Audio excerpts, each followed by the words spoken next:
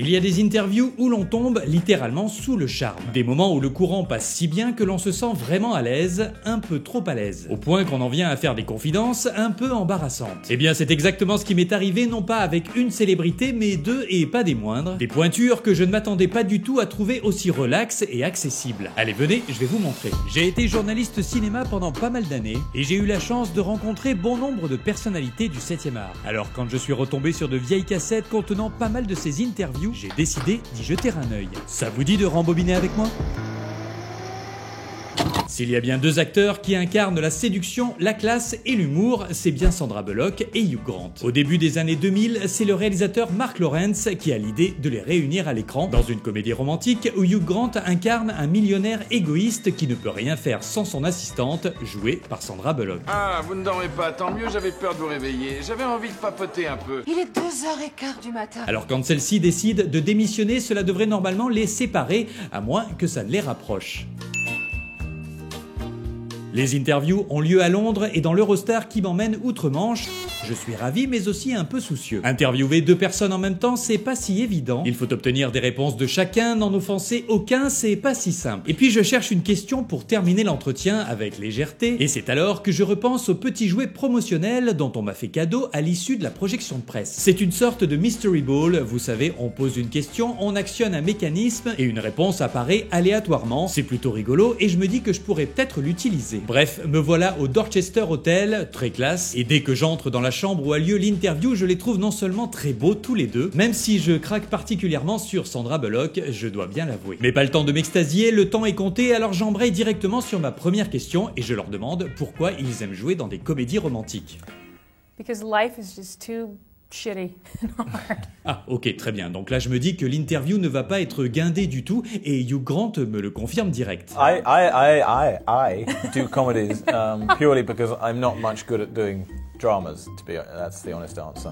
I'm a bit boring when it's all straight. I disagree. Moi non plus, je ne suis pas tout à fait d'accord. À l'époque, il avait déjà tourné About a Boy, une dramédie dans laquelle il était très bon dans un rôle à contre-emploi. Yeah, but you know, the bits of seriousness in that only work as dark set against light, I think. D'accord, donc Sandra Bullock se paye carrément sa tête, c'est trop mignon, et en plus, il le prend plutôt bien puisqu'il embraye sur un compliment. Bullock can do both very well, but she has, a really unique gift for being a funny and attractive woman. Very rare combo. Woman? Fräulein. Dirty little German. Là, je me souviens clairement m'être dit, non mais je rêve ou ils sont carrément sans filtre. And if you have that, What, the dirty little German? You have to use it? Yeah. Ah oui, je confirme, ils sont carrément sans filtre. Alors même si je trouve ça carrément génial, évidemment, il me faut quand même quelque chose de consistant à ramener à mon rédacteur en chef. Donc je tente de recentrer un peu le débat. Can you tell me what kind of similarities exist between your characters and yourself in real life? I think there's more similarities, though I hate to admit it, between Hugh and myself in life than there are between the characters. That's not an attractive face. That's not a pretty He face. meant, how close are you to Lucy? How close am I to George, yes? Oui, c'est plus ça que je voulais dire. Merci Hugh d'avoir rectifié. Very close, not close. She has problems confronting her romantic side of her life, I think. She thinks a little too much in her head. It's a charming fault. On est d'accord que Hugh Grant est en train d'expliquer à Sandra Bullock pourquoi elle a du mal à être en couple. C'est un peu touchy, non? Alors à ce moment-là, je ne sais pas s'il plaisante ou s'il est réellement sérieux, d'autant qu'il insiste. She doesn't really realize what she needs romantically. But he, of course, me. feels he knows. Alors, vu la réaction de Bullock, j'ai d'abord l'impression qu'elle apprécie moyen son audace, mais en fait, elle a l'air d'embrayer sans vraiment lui en tenir rigueur. Of course, he was nothing like his character, who was, a playboy, Ah, si, en fait, un peu. partying millionaire, charming. Elle se met clairement à le vanner, car à l'époque, Hugh Grant a quand même la réputation d'être un gros fêtard. Nothing similar at all between you and your character at all? No, because as you know, I spend most of my life working for Amnesty International, and I read a lot of philosophy, and I do a lot of thinking.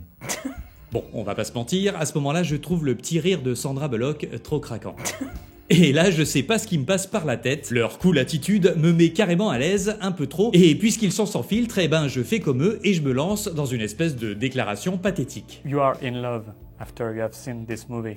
Yes, after I have that's seen nice. it. That's I think nice. it's a good thing. I was Hugh Grant and I was totally in love with you. Oui, vous avez bien entendu, je viens de faire une déclaration d'amour à Sandra Bullock. Et le pire, c'est que j'ai réalisé mon erreur seulement en la disant. Mais bon, ce qui est dit, alors je retiens mon souffle en espérant qu'elle ne le prenne pas mal et ne soit pas trop dure avec moi. Bon, déjà son haut d'exaspération, ça en dit long. Oh, encore un gros lourd qui me fait du gringue. Oh, good. That's a good thing to be. Bon, elle le prend pas trop mal, sans doute est-elle prise de compassion devant ma mine rouge écarlate. Même Hugh Grant a de la peine et vient gentiment à mon secours. Nice thing to say. That is a It's sweet- good. You seem really nice journalist. Bon, ça va, l'honneur est sauf, et pour éviter de prolonger l'embarras, je reviens sur le film. Do you have this on mind when you do this movie? Yeah. You would like for that to come across, but often people think they're doing it and it doesn't work. That's the hard thing about romantic comedies is that if it doesn't work when you're shooting it, you can't use score or editing. You can't or- force it. Yeah, and if it doesn't work, it is bad, and it's bad. Yeah, it's true. And what the effect you're trying to achieve is very elusive, very delicate. It's like a little spirit. Very much like love itself.